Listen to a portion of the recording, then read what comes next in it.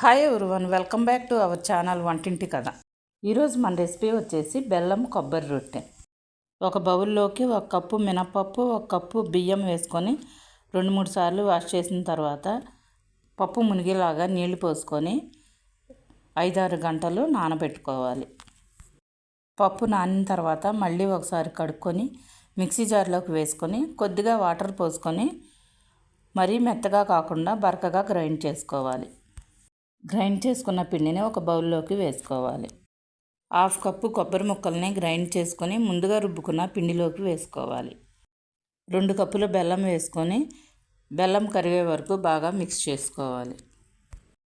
బెల్లం కరిగి పిండి బాగా మిక్స్ అయిన తర్వాత కొంచెం బేకింగ్ పౌడరు, ఇలాచీ పొడి వేసుకొని బాగా మిక్స్ చేసుకొని మూత పెట్టుకొని 30 నిమిషాలు పక్కన పెట్టుకోవాలి. అరగంట తర్వాత స్టవ్ వెలిగించుకొని ఒక ప్యాన్ పెట్టుకొని 1 స్పూన్ గీ వేసుకోవాలి. మిక్స్ చేసుకున్న కొబ్బరి బెల్లం పిండిని వేసుకొని పైన 1 స్పూన్ నెయ్యి వేసుకొని మూత పెట్టుకొని ఎర్రగా కాలనివ్వాలి.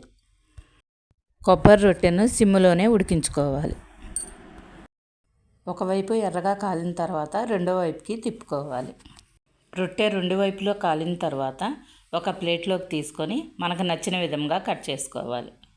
అంతేనండి, పాతకాలం నాటి హెల్దీ బెల్లం కొబ్బరి రొట్టె రెడీ. ఈ రెసిపీ మీకు నచ్చినట్లయితే మీరు ఒకసారి ట్రై చేయండి. If you like this video please do like, share and subscribe to వంటింటి కథ.